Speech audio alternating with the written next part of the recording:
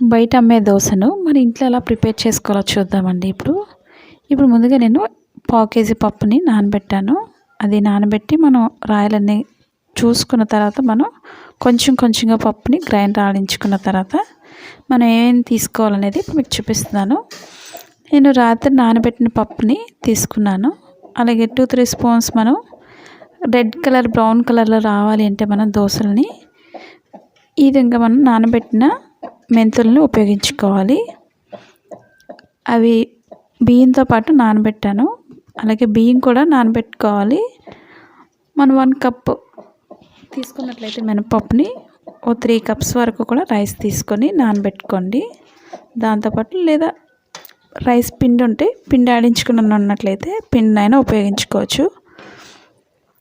మనకి బాగా సాఫ్ట్గా నలిగేటప్పటికి ఈ పిండి కూడా ఉన్నట్లయితే పిండిని యాడ్ చేసుకోండి.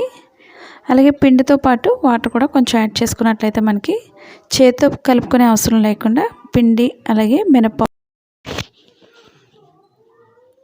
రెండింటిని కూడా ఈ విధంగా మిక్స్ చేసుకోవచ్చు. మనం గ్రైండర్తోనే మనకి చాలా ఈజీగా సింపుల్ ప్రాసెస్ చేసుకోవచ్చు. అలాగే సాల్ట్ కూడా వేసుకోండి. దానిలోనే ఆ మెంతులు నానబెట్టినవి కూడా వేసుకున్నట్లయితే మనకి ఇవన్నీ కూడా బాగా మిక్స్ అవుతుంది.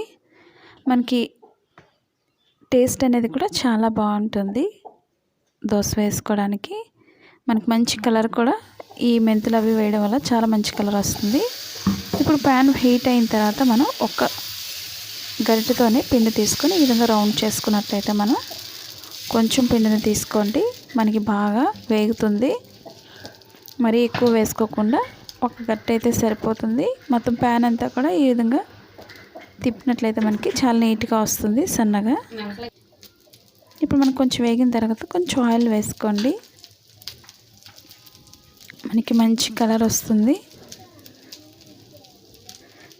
చుట్టూరు కూడా మనకి కాసేపు ఒక 2 మినిట్స్ ఆగినట్లయితే మనకి బాగా గోల్డ్ కలర్ అనేది వస్తుంది. కాబట్టి చుట్టూరు కూడా మనం కొంచెం ఆయిల్ అప్లై చేస్తే సరిపోతుంది.